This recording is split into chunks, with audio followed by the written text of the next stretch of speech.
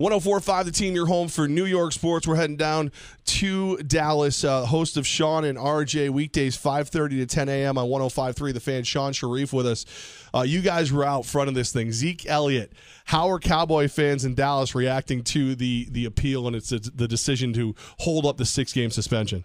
Pissed, furious, ticked off, waiting to have protests outside of Roger Goodell's castle.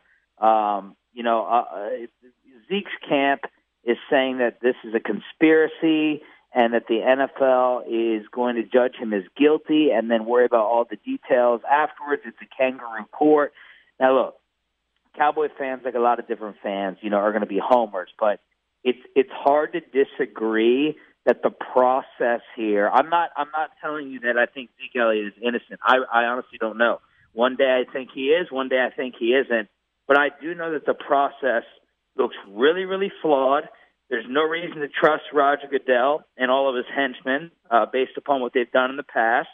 The only investigator to speak with Zeke's accuser recommended that Zeke doesn't get any punishment in any games. For some reason, the league did not allow that woman to continue in the league proceedings. She was barred from any future meetings deciding the 6 games for Zeke or any punishment.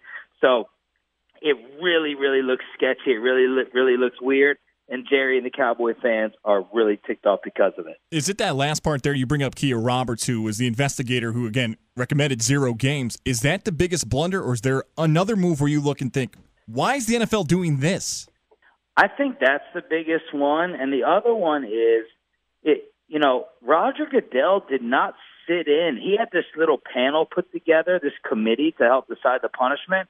And he did not sit there and attend the meeting for it. He did not sit down with all the parties. He didn't speak to Zeke's accuser. If you were the judge in a case, that's like being a judge in a case. Judge Judy, right? We know that's y'all's favorite show.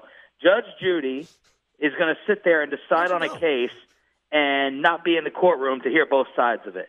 If Roger Goodell is the judge, the jury, and the executioner, which he is, how can you not sit there and sit down with the necessary parties before you label someone as something as serious as a woman abuser?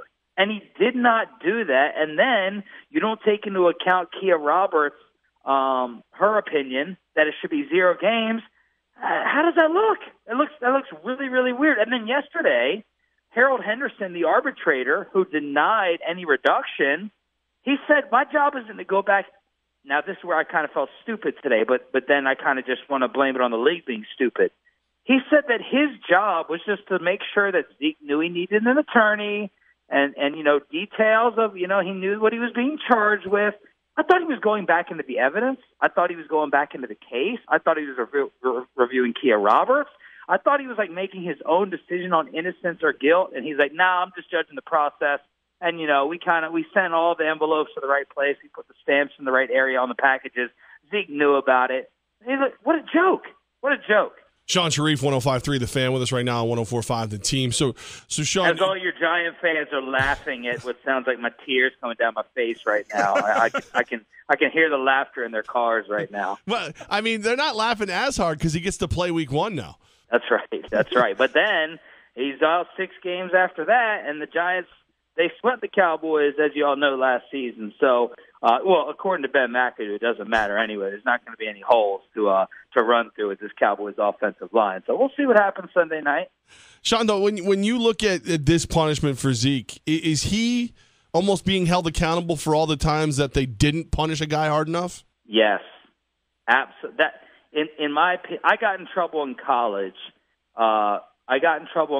was a series of fraternity incidents in D.C., and I got accused of something that I actually did not do. I did plenty, but I was not guilty of this one. And they wanted to make a statement, and they were going to drop the hammer. And I got the hammer dropped on me really hard. And in my opinion, with Ray Rice and Greg Hardy and Adrian Peterson and Joe Mixon and all these situations, what about Josh Brown? Can y'all explain to me how Josh Brown got 1 game and Zeke is getting 6? Can y'all explain to me the difference in that, please? No. That's probably one of the biggest travesties we've ever heard up here. So because of that, in my opinion, Zeke was going to be found guilty, and then they were going to figure everything else out. And Dan Patrick is someone very connected, longtime sports talk radio host, Football Night in America, and he said that he had been told that other NFL owners were pressuring Roger Goodell, like I think a lot of them did on Robert Kraft. They looked at the Patriots. We heard all these cheating stories, and the owners, when Deflategate happened, was like, hey, don't let your boy Robert Kraft get away with this. You need to bust him. So Goodell didn't let up, dropped the hammer on the golden child of the league, and Dan Patrick said that other NFL owners have been pressuring Goodell, hey, just because they're the golden goose, America's team, they get the highest ratings, it's the star, you better sit there and drop the hammer on them. So I think that played into it as well. Well, that plus also some Giants fans have told us that it's Sunday Night Football, the most watched televised event, not just sporting event in the U.S. is Sunday Night Football, and you get Cowboys, Giants, and Ezekiel Elliott. What do you say to Giants fans that think the NFL wanted that to happen, to have Elliott on the field for week one? Look, I'm not a conspiracy theory guy, all right? I didn't watch X-Files. I don't have an aluminum hat on my head in my basement. I'm not believing in the aliens. But here's the problem with the National Football League. No theory sounds crazy. I have no idea if they set up punishments, if they orchestrate punishments, if they have cover-ups, what they're lying about. I have no trust.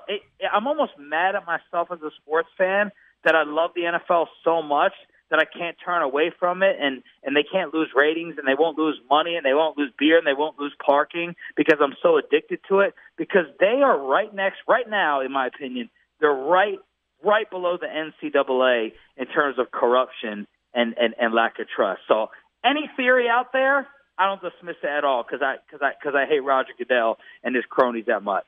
Sean, I don't trust them that much. Sean, when you look at the Cowboys this season, what effect will this have on them? Will he serve the suspension, and will that hold them out of maybe winning the East or a playoff run?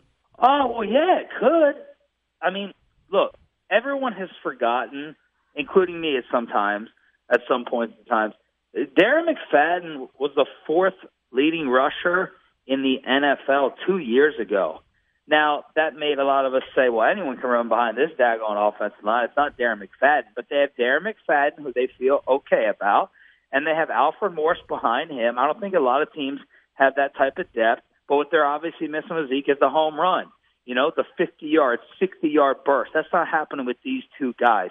The special play in the open field that Giant fans don't know about with their lack of running game. The grinded out short yards on 3rd and 1, the dirty yards as they like to call them. So yeah, it's probably going to have an effect. I still think they can win the East, but Zeke being gone, if he's gone for 6 games, makes it much closer. We had this debate this morning, who's winning the East now, and 3 of us were like really, really split and torn between the Cowboys and the Giants. But just because the overrated Eli Manning, future Hall of Famer that he's not, is leading Big Blue, we all barely went with the Cowboys. Shan Sharif, 105.3 The Fan. Now, Sean, I've heard a rumor, and as a round guy, and you are formerly a round guy, is Zeke a little heavy right now? I don't think so. We always have this discussion, now out at training camp. Now, he may get heavy. He will be heavy. He's out for 6 weeks because no one trusts him running around. So he could come in with Eddie Lacy clauses in his contract. But I think Zeke is in pretty good shape. We wondered that in the off season. We should be able to tell because his shirt always seems to be off at the club.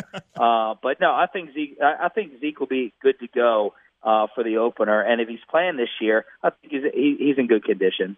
Shan Sharif, 105.3 The Fan, man. We appreciate you having the insight for us out of Dallas. All right, boys. Always good to talk to you. I'll see you soon.